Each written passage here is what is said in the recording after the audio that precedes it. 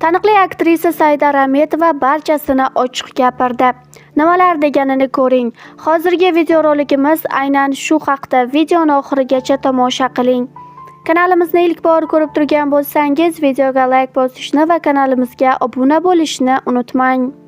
Saida Rametova hayot va xayol yo'llari ko'rsatuviga bergan intervyusida samimiy va qiziqarli javoblari bilan e'tiborni tortdi. Suhbat davomida boshlovchi undan eng yaxshi ko'rgan aktrisangiz kim deb so'radi. Saida Rametova hech ikkilanmay Dilnoza Kubayeva va Lola Eltoyevani alohida hurmat qilishini aytib o'tdi. Shundan so'ng boshlovchi xayolingizga kelgan bitta so'zni ayting deya savol berdi.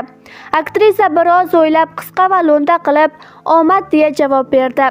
Bu javobdan so'ng boshlovchi suhbatni davom ettirib, omadlimisiz yoki omadga muhtojmisiz deb yana savol yo'lladi. Aktrisa esa ishonch bilan omadliman deya javob qaytardi. Boshlovchi hazil aralash, demak siz o'zingizni aytdingiz, shundaymi deya qiziqdi. Saida Rametova esa kulimsirab ha deya suhbatni yakunladi. Ma'suda Otajonova intervyularidan birida hayot haqidagi chuqur fikrlari bilan o'rtoqlashdi. Aktrisaning ta'kidlashicha, inson hayotidagi eng mushkul narsalardan biri bu haqiqiy va sadoqatli do'st topishdir.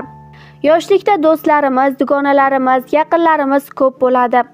Ammo yosh o'tib hayot sinovlari va qiyinchiliklariga duch kelganimizda o'sha do'stlarni izlasak ham topa olmay qolamiz. Vaqt o'tishi bilan ko'p do'stlar sekin-asta saralanib, oxirida bir ikkitasi qolar ekan deydi u.